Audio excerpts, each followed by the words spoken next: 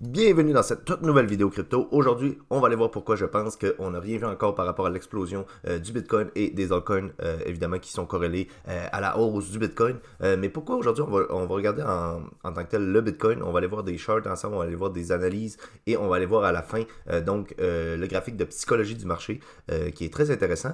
Et là, qu'est-ce qui s'en vient au mois d'avril? Donc, on est le 1er avril à l'heure où je tourne cette vidéo. Donc, on a le halving qui arrive, je pense, 20-25 avril, qui est un événement qui divise en deux la récompense des mineurs. Et donc, on l'a connu à chaque fois dans les précédents cycles. À chaque fois qu'on a eu un halving, on a eu des phases exponentielles après ce halving-là. Donc, au courant des mois après, là, pas exactement le jour après, là, évidemment.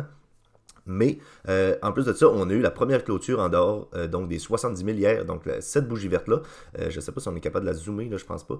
Donc on avait fait un ATH évidemment à 74 000 sur cette grosse mèche ici, mais là on a eu une clôture de bougie, donc par-dessus les 70, donc c'est la première, celle de la semaine dernière. Donc en plus de ça, on est sur 7 semaines consécutives dans le rouge, dans le vert, pardonnez-moi, évidemment pas dans le rouge, là, avec toutes les hausses qu'on a eues. Vous savez bien que c'était une erreur de ma part, mais on a eu énormément de hausses, évidemment. Donc depuis le mois de octobre, là, on est en hausse, là, et je pense que on n'a rien vu encore par rapport au cycle du Bitcoin et des altcoins. Donc là, ici, ça, c'est la première bonne nouvelle. Ensuite de ça, qu'est-ce qu'on a ici? Donc, on a les bandes, je pense que ça, c'est les bandes de Bollinger, ou je me souviens plus c'est quoi le nom de ces bandes-là, mais à chaque fois qu'on est dans une zone de rétrécissement, donc on a tout le temps des phases exponentielles, que ce soit à la hausse, à la baisse, là on en voit à la hausse ici, à la baisse ici, donc mais à chaque fois qu'on se contracte là-dedans, plus on est contracté longtemps là-dedans, plus l'explosion est grosse, donc que ce soit à la hausse, à la baisse. La dernière fois qu'on a été aussi bas que ça sur ce graphique-là en bas, c'était ici, donc au niveau du 26 février. Et ensuite de ça, qu'est-ce qu'on a connu? On a connu une phase exponentielle à la hausse, là, quand même impressionnante. Et donc là, on est ici. Donc, à voir, est-ce qu'on va aller à la hausse, à la baisse? C'est à confirmer, mais on va avoir un mouvement qui va s'en venir dans les prochaines semaines, prochains mois, qui va être assez puissant. Ensuite de ça, qu'est-ce qu'on a ici? Donc, l'image est un petit peu floue, là, pardonnez-moi, mais on a Tether, donc qui a acheté 8890 bitcoins pour une valeur de 630 millions. Parce qu'évidemment, pour ceux qui ne le savent pas, Tether accumule du bitcoin dans leur fonds de trésorerie, donc ils ont du Tether. Ensuite de ça, je ne sais pas s'ils achètent d'autres cryptos, mais je sais qu'ils achètent du bitcoin. Donc là, ils sont rendus à pratiquement 5,31 milliards de dollars en bitcoin pour un total de 75 354 bitcoins.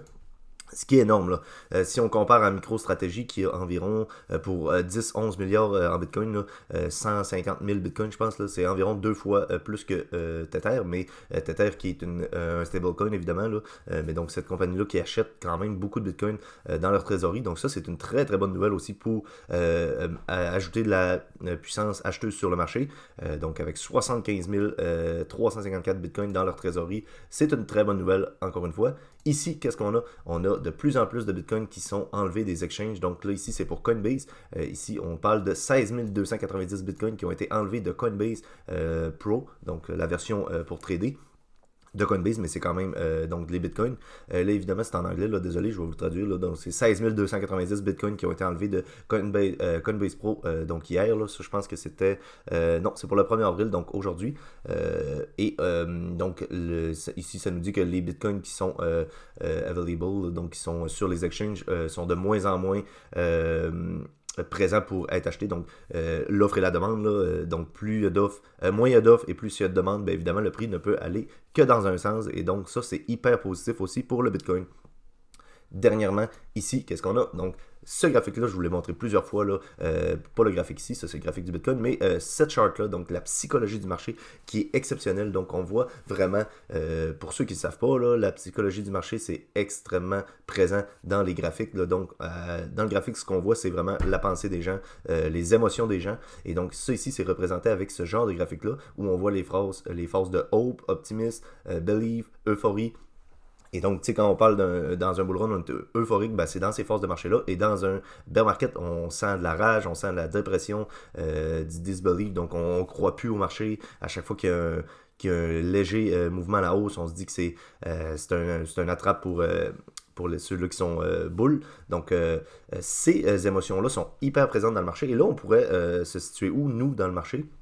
Donc, on serait probablement dans la phase de Optimist Believe, là, à peu près. Donc ici, il nous a entouré. Oh, mais si on voit à peu près la charte qu'on a eue, donc on pourrait dire que l'euphorie était ici au niveau des 69 000 du précédent bull market, donc en novembre 2021, si je ne me trompe pas. Donc en novembre 2021, on a atteint les 69 000. Et là, c'est là où on a senti le plus d'euphorie dans le marché parce que tout le monde voulait un Bitcoin à 100 000. Tout le monde disait que le Bitcoin allait atteindre les 100 000, sûr et certain. Tout le monde faisait des leviers x100, vendait leur maison pour acheter du Bitcoin. Et donc, c'est dans ces moments-là que nous, dans le prochain cycle, on veut prendre nos profits. Donc, évidemment, il faut retenir ça. Quand on va nous parler d'un Bitcoin à 250 000, à 500 000, à 1 million, pour ce cycle-là, évidemment, moi je ne pense pas, même avec les ETF, je pense qu'on va avoir un autre bear market après, et donc il faut y aller intelligemment dans ce marché-là. Et donc là, on a connu la phase d'euphorie à 69 000. Ensuite de ça, on a eu un léger drop. Ensuite de ça, une hausse. Et cette légère hausse ici, on appelle ça un dead cat bounce. Et c'est là où on fait croire aux investisseurs qu'on repart à la hausse. Et donc ici, tout le monde qui ont vendu ici ont racheté sur cette hausse-là parce qu'ils se sont dit, et voilà, on est parti pour les 100 000. Et qu'est-ce qui est arrivé après? Boum, gros crash. Les leviers se sont tous fait liquider. Ensuite de ça, on a eu le crash FTX, le crash de Luna, toutes ces choses-là, donc dans le bear market. Et là, on a toutes connu ces phases-là, donc d'anxiété, de déni, la capitulation, la panique, la rage. Ici, on ne croit plus au marché. Ici, on espère. Et donc, ensuite de ça, on devient optimiste, on y croit, donc le believe, on y croit. Et là, je pense qu'on est dans cette phase-là où on a eu peut-être la première correction avant la grosse phase haussière dans le marché. Donc, on l'a connu récemment, on a connu un moins 17% pour le Bitcoin. Est-ce que c'est assez? Je ne le sais pas, mais pour les précédents cycles, là, je ne sais pas si on est capable d'aller voir sur la chart du Bitcoin ici. Donc, on va refresh ça, puis on va aller voir ça ensemble. Donc, à chaque fois qu'on passe ou l'ATH, on devient un petit peu... Donc, le marché est un petit peu réticent avec l'ATH et on a beaucoup de gens qui attendent pour vendre leur Bitcoin, évidemment, à l'ATH, parce qu'il y en a qui ont connu tout le cycle du bear market et ils sont soit tannés, soit ils veulent prendre leur profit pour être en gain. Et ça, c'est très compréhensible. Donc, quand on atteint l'ATH, il y a beaucoup de gens qui veulent vendre. Et donc, c'est pour ça qu'on connaît des légères baisses tout de suite après l'ATH. Donc, on va aller sur Bitcoin USD ici et on va aller voir les précédents cycles ensemble, là, si on est capable. Là. Donc, ici, bon, il y a beaucoup de dessins ici, là, c'est pas très grave. Là. Ici, on a touché l'ATH. Ici, qu'est-ce qu'on a eu? Ben, on a eu un drop d'environ, si on prend la mèche en haut jusqu'en bas, on a eu environ un moins 17%. Donc, c'est ce que je disais. Et la dernière fois qu'on a passé l'ATH ici, qu'est-ce qu'on avait eu? Ben, on était venu toucher en haut ici et ensuite de ça, on a eu une baisse de combien de pourcents? Moins 12%. Donc ici, on a eu un drop de 12%, mais en fait, on va prendre la mèche ici parce que je pense que c'est plus celle-là. Là. Il me semble que c'était 17% aussi. Donc on était à moins 16%. Donc vous voyez, c'est à peu près égal. Et si on va sur l'autre cycle avant, là, je ne sais plus si c'est 17% aussi. On va aller voir ça ensemble. Je ne pense pas que c'est 17%. Mais on doit être autour de 15-20% peut-être. Là. Donc si on prend ici, on a eu touché, on a eu un drop. On va regarder aussi ici après parce qu'on a eu quand même un gros drop là après. On va prendre la mèche ici. Jusqu'en bas, on est à combien? On est à moins 35%. Et si on prend l'autre ici, évidemment, là, le marché était plus volatile dans ce temps-là. Il y avait moins de liquidité dans le marché.